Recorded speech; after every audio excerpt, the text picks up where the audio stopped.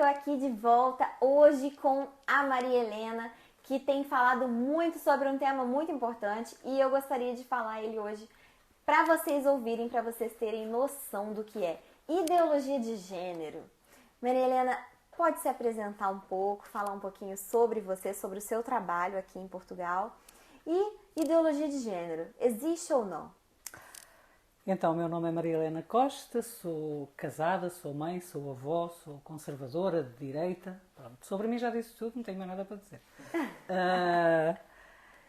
E então, eu há 9 anos que estou a trabalhar o tema da ideologia de género, que estudo, que pesquiso, que faço palestras por todo o país, que escrevi alguns livros também sobre o assunto. Um deles é este que eu tenho aqui, Ideologia de Género. É o último, é uma compilação das minhas crónicas no Observador durante um ano.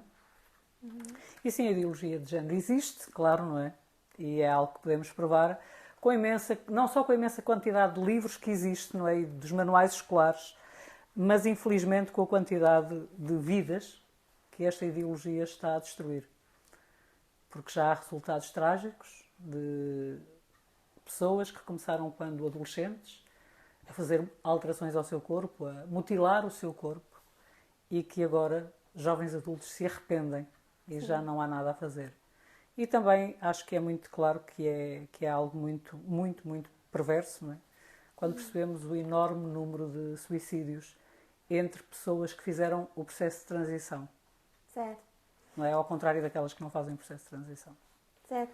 Quer dizer, então, ideologia de gênero existe e a gente comprova através dos manuais nas escolas. Dos manuais das escolas, dos livros das teóricas feministas, dos livros dos ideólogos de género. Olha, da televisão, das séries, dos filmes, das novelas, da música, está em todo de lugar. tudo. Está em todo lugar. Não é? Isso quer dizer que já chegou nas escolas. A partir de que idade isso é abordado nas escolas? Então, nós cá em Portugal tivemos um manual, não é? Temos um manual que saiu agora no dia 23 de maio, que se chama Manual Kinder. E que tem lá uma parte que é dirigida a crianças a partir dos 3 anos. 3 anos.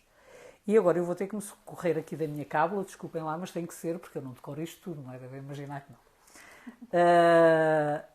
E então a sugestão dos autores do Kinder, do Manual Kinder, é que logo nos primeiros anos, a partir do nascimento, a criança tem que ser instruída em toda a cultura LGBTQIA+. Então eles sugerem que se façam leituras comentadas de livros infantis com personagens e temáticas LGBTQIA+, animações e jogos interativos com personagens e temáticas, atividades de trabalhos manuais com personagens e contextos LGBT, desculpem lá, mas isto é para não falhar nada, mostrar no computador, imprimir imagens de diferentes formas de viver ou expressar os géneros LGBTQIA+, música, fazer festas com o tema do orgulho LGBT, pesquisar listas de reprodução do mês do orgulho, disponíveis gratuitamente em plataformas de streaming. Mostrar o orgulho. Trabalhar as questões do orgulho por oposição à vergonha, que está na essência, não é? Da cultura LGBTQ. Isto tudo para crianças a partir dos 3 anos. Com 3 anos, uma criança ela é apta a quê? Nada, a brincar com as bonecas, a brincar com os brinquedos, a aprender as primeiras letras, talvez, a aprender a falar, a conjugar bem as palavras, não é? É apta a tanta coisa. Sim. É tudo menos aquilo que estão a incutir-lhe. Porque as crianças não têm capacidade, não têm maturidade, não têm nada nelas. Eu vi o manual, ele que as leva a querer saber destes temas ou a ter curiosidade acerca destes temas, não é? Sim. Eu vi o manual, ele fala até de contraceptivos, né?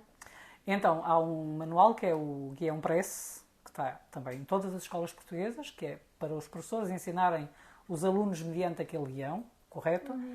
Em que, sim, as crianças têm que conhecer todos os métodos anticoncepcionais, incluindo o aborto, ou seja, como é que se mata um bebê deste tamanho, 12 semanas, não é? 12 semanas. Como é que se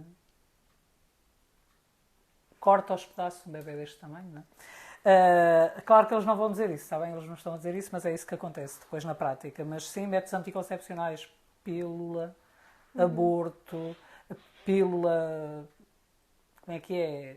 Preservativos, sim, e o aborto também.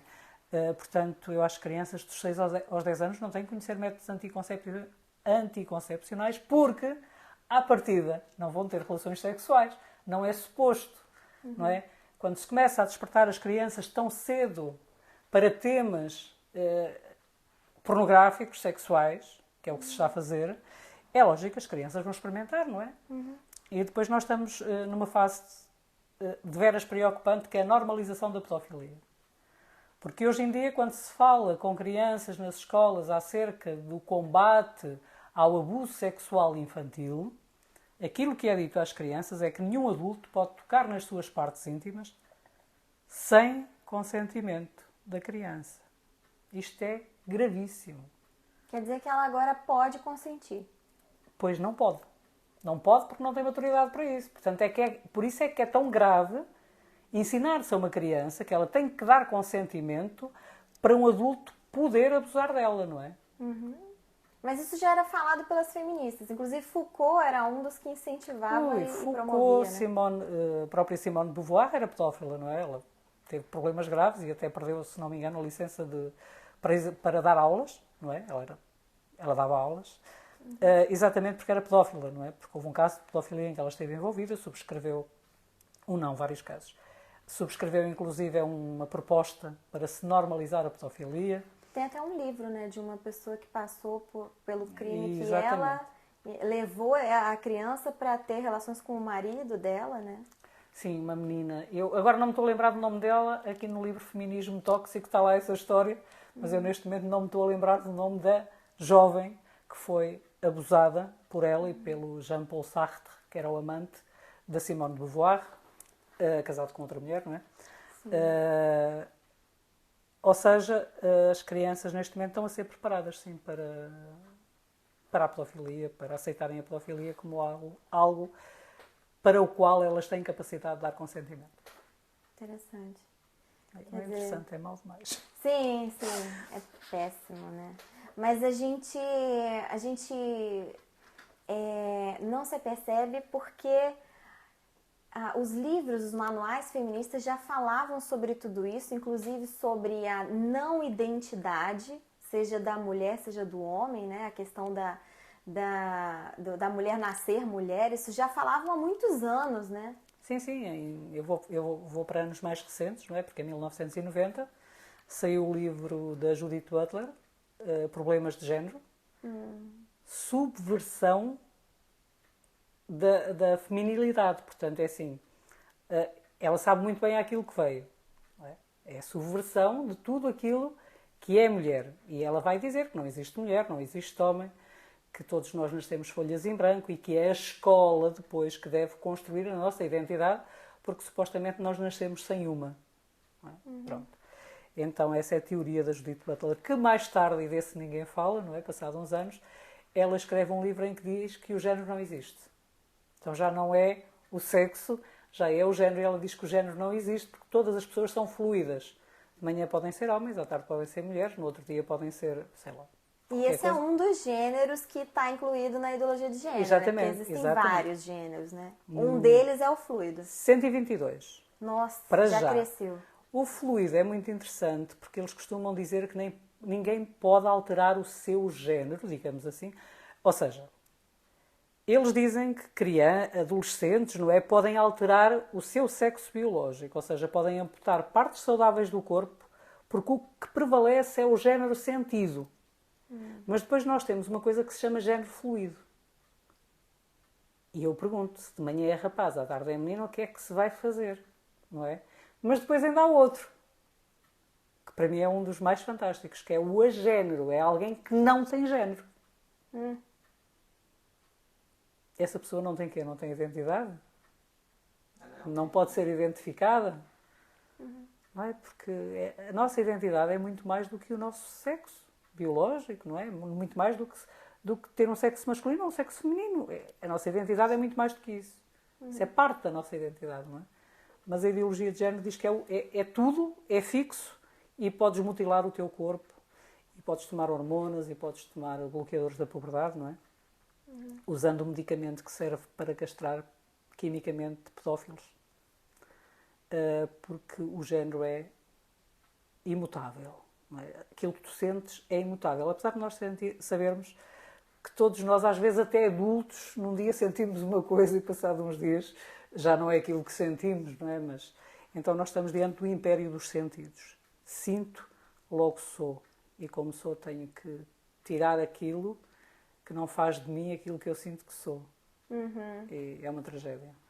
Como proteger as nossas crianças, né? Os nossos filhos que estão nas escolas, ouvindo tudo isso, sendo alimentados com esse tipo de conteúdo, né? Sendo incentivados a pesquisar sobre.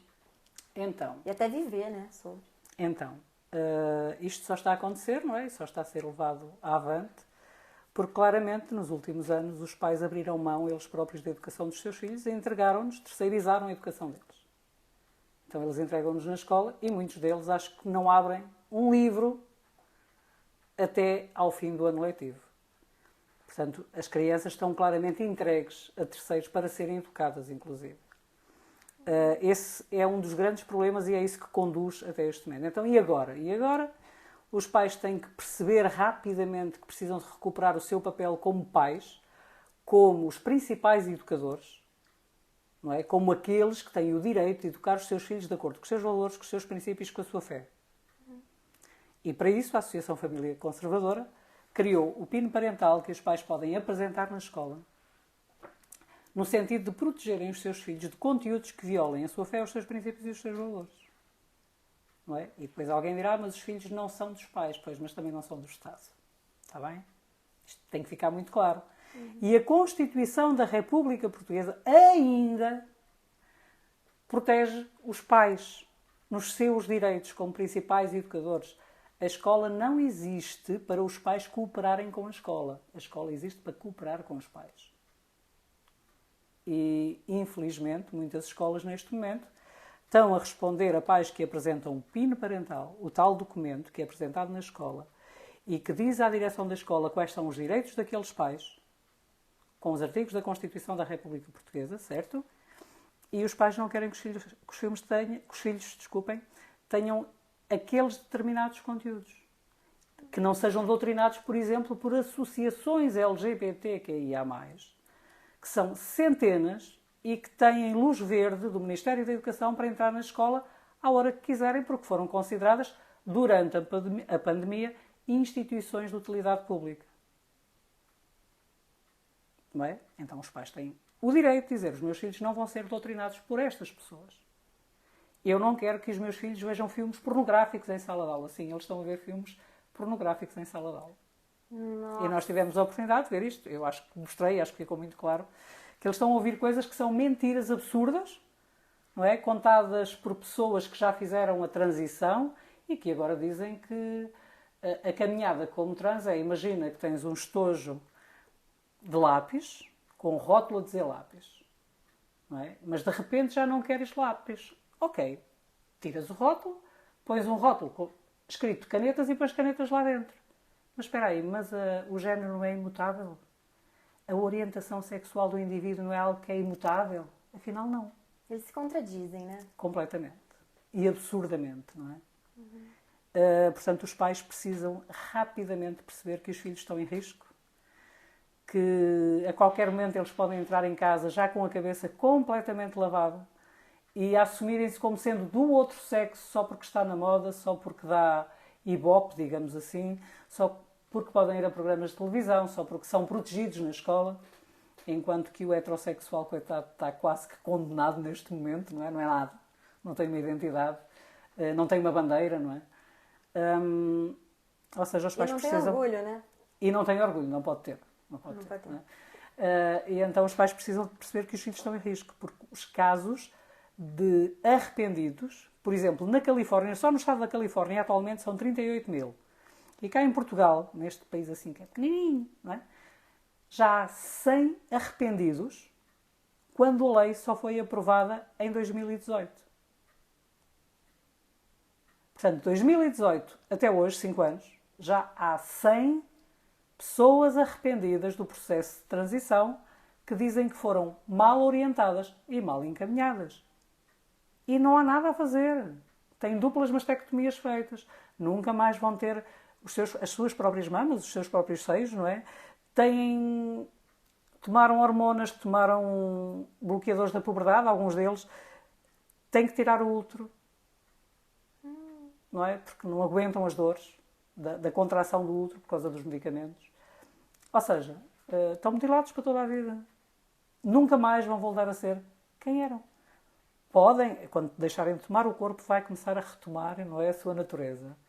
Mas há coisas que não são simplesmente recuperáveis, não é? Se fez uma dupla mastectomia, nunca mais vai ter os seus próprios seios. Se fizer uma faloplastia, são pouquíssimos, graças a Deus, os que a fazem. Inclusive podem ficar ali só com um apêndice, não é? Como foi o caso que nós tivemos recentemente na televisão. E dizer que a única solução para eles é ou a eutanásia ou o suicídio. Muito triste isso, né?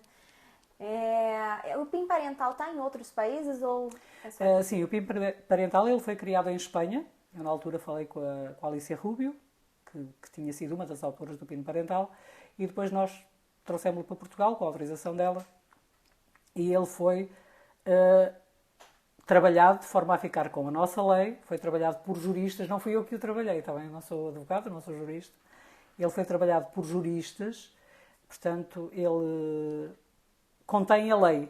Se aquele PIN não serve para nada, então a Constituição da República Portuguesa não serve para nada também, e infelizmente neste momento ela está em processo de alteração. E uma das alterações que eles pretendem fazer na Constituição é exatamente incluir termos como identidade e expressão de género.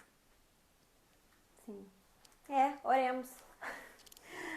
Mas muito obrigada pela sua participação, muito obrigada por estar aqui e nos acrescentar tantas informações. E, bom, vamos buscar mais informações. Eu aconselho aos pais que cada vez mais leiam os livros dos seus filhos, não deixem a coisa passar assim, sem que você saiba do que está se passando, né? O que você quer deixar para os nossos ouvintes? Quer deixar uma mensagem final a eles? Fique à vontade. Posso só aconselhar um livrinho? Sim. Também tenho. Não é? Então, este livro foi escrito para que os pais possam lê-lo com os seus filhos e prepará-los para aquilo que eles vão encontrar na escola, que eles vão ouvir na escola. O livro chama-se Menino Nasce Menino, Menina Nasce Menina, diferentes e iguais em dignidade. E, como eu disse, imaginem isto como uma espécie de uma vacina, está bem? Uma vacina, pronto, eu não estou a falar daquilo que se passou nos últimos anos, isto fica assim um bocado difícil, mas percebam, por exemplo, a vacina contra o sarampo, certo? Para que é que se dá? É uma vacina que contém o vírus do sarampo, certo? Que é para a pessoa ganhar defesas, que é para depois, se o vírus atacar, a pessoa estar imunizada, correto? Pronto, a ideia deste livro é exatamente a mesma. Eu sei que é muito cedo para falar de assuntos que estão neste livro, mas na escola vão fazê-lo. E como eles depois na escola vão dizer às crianças que os pais são retrógrados, antiquados, que não percebem nada da ciência moderna, que isto que é tudo muito moderno, muito bom e muito saudável, mas eles são fanáticos religiosos e retrógrados, mais uma vez. Aí a criança vai pensar, não, estão enganados, porque os meus pais já me falaram disto. Lembrem-se que eles estão a dizer que têm que começar cada vez mais cedo, neste caso aos 3 anos, porque as crianças são autênticas esponjas. Eles podem não perceber a linguagem. Nós damos ferramentas aqui no próprio livro para os pais poderem explicar melhor ainda as coisas, mas a verdade é que quando alguém lá falar das associações LGBT ou o próprio professor, a criança vai se lembrar, não, o meu pai, a minha mãe já me falaram disto. Portanto, os meus pais não são aquilo que eles estão a dizer. E aí não há aquela coisa da criança depois não se sentir confortável em conversar com os pais acerca de coisas que a própria criança percebe que os pais não vão gostar de ouvir. Não é? Porque os pais já falaram com elas primeiro. Muito bom. Bem, isto é tudo que eu tenho para vos dizer, está bem? Defendam os vossos filhos. Lutem por eles. Não permitam que o Estado os torne propriedade do Estado. Muito Os bom. nacionalize, não é? Os nacionalize. Muito obrigada pela sua palavra. Até logo mais. Deus abençoe a todos. Tchau, tchau. Tchau. Deus abençoe.